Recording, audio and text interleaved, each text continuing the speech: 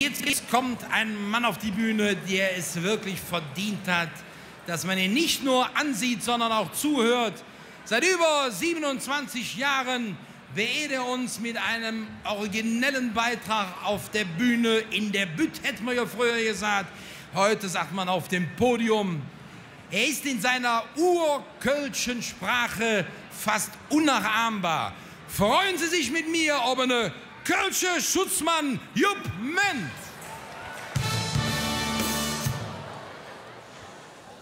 Ja, meine hochverehrten Damen und Herren, ich begrüße Sie in der Heimat des zukünftigen deutschen Fußballmeisters 1. FC Köln.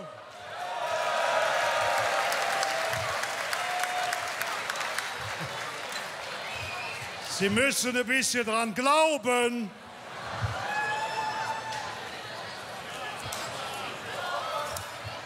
Wir haben ja in Köln zwei Möglichkeiten.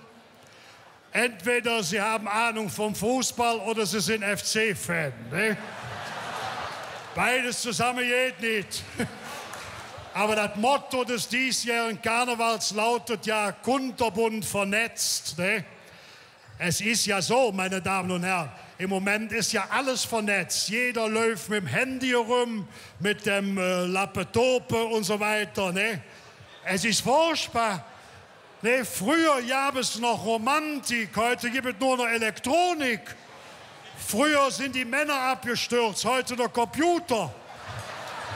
Sie werden das nicht glauben, in den USA können Sie sogar das Liebesleben über den Computer laufen lassen.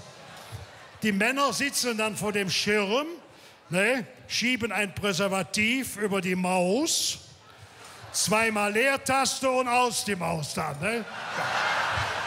Ja. In der heutigen Zeit weiß keiner mehr, was vorgestern passiert ist. Ich frage Sie mal hier im Saal, wissen Sie, wie lange der Prinz Charles und Sing Camelia schon verheiratet sind? Seit 10 Jahren. Dann hatten die 30 Jahre lang ein Verhältnis. Der Charles hat immer gesagt, er hätte eine stille Reitbeteiligung an der Camilla gehabt. Ja. Und durch die Hochzeit hat er die Patenschaft über ein herrenloses Reitpferd abgegeben. Und jetzt lernt er Voltigieren. Voltigieren bedeutet ja Besteigen des Pferdes von allen Seiten. Ne? Ja.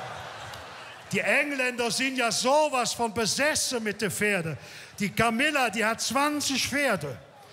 Nach der Auferstehung des Fleisches steht die als rheinischer Sauerbraten beim Sion auf der Speisekarte. Ne?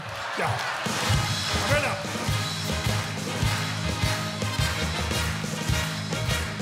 Ja.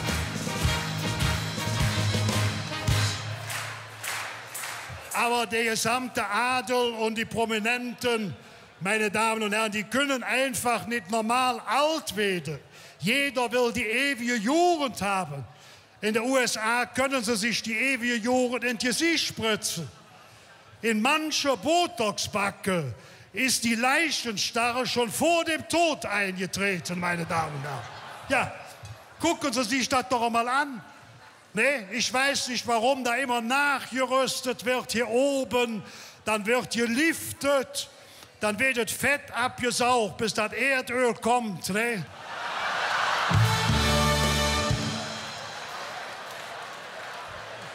Ja, das sind doch keine Vorbilder. Wo waren die denn früher? Da muss man das Fernsehen ja auch mal anprangern. Da hatte man jeden Nachmittag 5 bis 6 Talkshows mit Oliver Jeiße und die Bekloppte. Nee, und da saß Deutschlands Hochintelligenz in der ersten Reihe.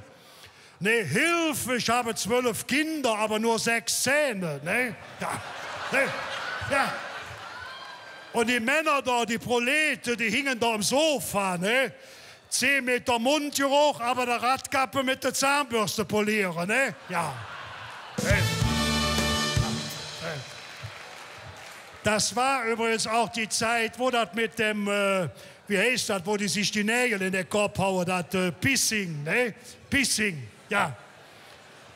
Da saß dann der Obergepisste, ne? Seht ihr, im Moment kann ich mich nur von Büroklammern ernähren.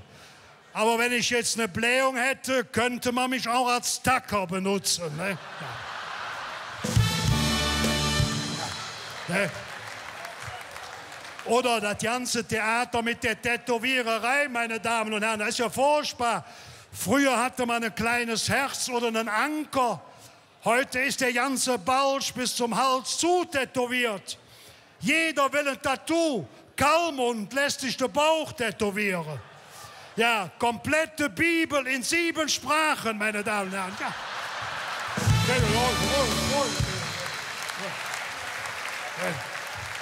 Ja. Das ist ja nicht das Einzige. Guck das mal an.